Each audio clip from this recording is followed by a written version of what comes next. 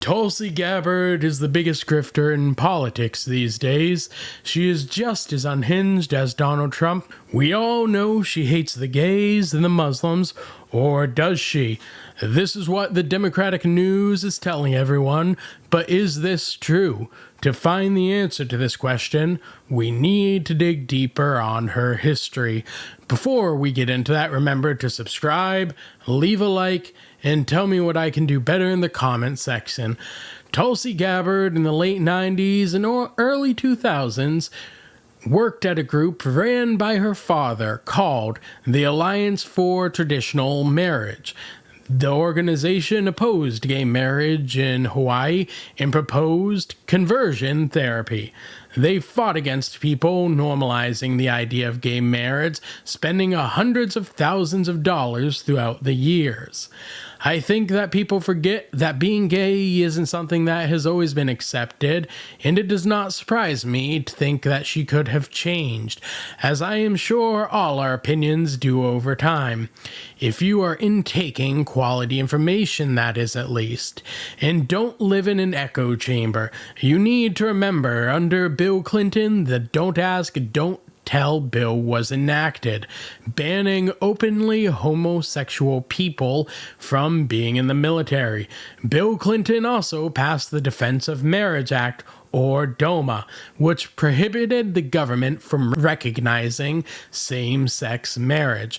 Biden went from calling black people super predators to being the vice president of the first black president and telling African American people, you got more questions, but I tell you, if you have a problem figuring out whether you're for me or Trump, then you ain't black. If they don't vote for him, they are not black. There's a long history of politicians changing their opinions as the time shifts.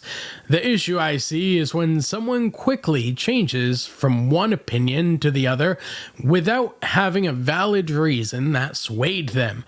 This lends more to the politician pandering, and you cannot trust their view has truly changed.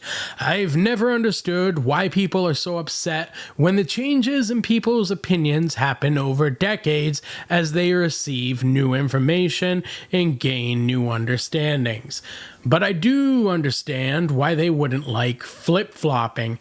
In 2013, she supported Edith Windsor's case to overturn Section 3 of the Defense of Marriage Act. This court case was incredibly important to the progression of gay rights, as it afforded many of the rights of heterosexual people in marriage. Before this, the federal government did not have to recognize same-sex marriage, which affects a number of things such as insurance, inheritance, which was the basis of this case. Due to Section 3, Edith Windsor was not eligible to claim the estate tax deduction on her inheritance when her wife passed away. Normally, in marriage, inheritance will pass to a spouse free of tax, but in the case of same-sex marriages, this was not recognized. It's interesting to me that the Democrats have made a big deal about this when Kamala Harris kept people in jail to force them to fight Californian wildfires, and the party has completely ignored it. Nonetheless, Tulsi has done numerous things since to help the LGBT community, such as the Equality Act, which is yet to pass but would legally protect LGBT members from discrimination by amending the Civil Rights Act. She supported the repeal of the Defense of Marriage Act in 2022, helping to remove the stigma that has been strengthened by the Democratic Party in 1996. She supported the Restore Honor to Service Members Act. This act aimed to clear the records of LGBT members of the military who were discharged on the basis of sexual orientation. She supported the proposal of the Employment Non-Discrimination Act, similar to the Equality Act, but also covers housing, jury service, federal funding, credit, and public accommodations. Interestingly enough, this bill can be related to the Sarah McBride controversy that's currently going on. If the bill had passed already, the argument going on would be a moot point. Then again, the goal is likely just to distract us with meaningless drama while we continue to indiscriminately bomb countries across the world.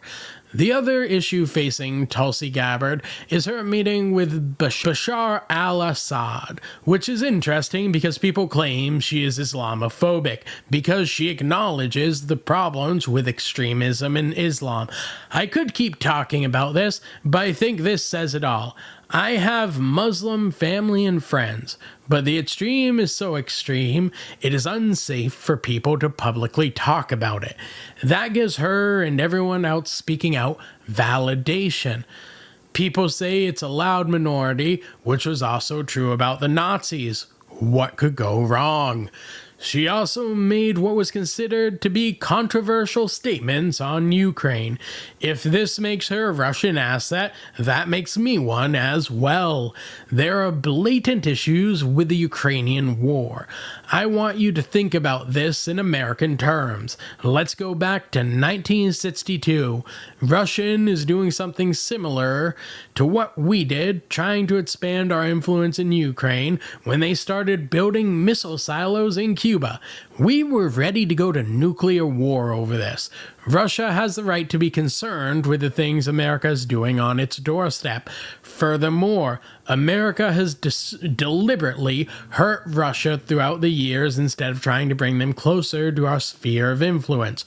We had Russia on its knees in the 90s, and look where we are today. Having an opposing opinion to American imperialism is a good thing. And yes, we are an empire, and that's something people don't talk about and we should acknowledge. It doesn't make you a Russian asset to be able to understand their perspective. It makes you well informed. Does me acknowledging self-evident truth about these things, America does, mean I'm going to help Russia? No, it does not. The main reason for them saying Tulsi shouldn't be Director of National Intelligence is that she is against foreign wars. I think at this point most Americans are against foreign wars. It's the government, the swamp as Trump describes, that wants to continue these forever wars for their buddies who are war contractors. Russia said that Tulsi was a great pick, but they also want Kamala to win and have essentially been trolling the entire election, so we don't know how they actually feel. Furthermore, we have the worst Republicans coming out to attack her. Mitt Romney, Nikki Haley, who is just the worst and nothing more than a warmonger like Hillary Clinton. I wonder how long it will be until Dick Cheney and Liz Cheney make a statement against her. These people being against her is as good as an endorsement as far as many are concerned. We do not want to continue in these forever wars, and the hate the media has spewed towards Tulsi lets us know they do want to continue them. It's incredible to me how people throw around these things without any real reason. In fact, recently, Charles McGonigal, with his Harry Potter sounding name, was found guilty of conspiring to help a Russian oligarch avoid sanctions. This man was part of another famous Russian incident, the Mueller report. The man who was colluding with Russians was blaming others for colluding with Russians. You cannot make this stuff up. The same way the Democrats have claimed Trump was going to use lawfare and censorship while they were doing exactly that. The fact that Democratic voters can be so thoroughly convinced that Tulsi Gabbard is a conspiracy theorist for questioning the government means that we are in a sad place as a country. We should always question what our elected officials do or suffer the same fate as those who don't. So, to answer the question posed at the beginning, no, Tulsi Gabbard is no more a threat to national security than Hunter Biden and his dealings in China and Ukraine. If you enjoyed this video, you might also enjoy this one talking about the changes the Democratic Party needs to make.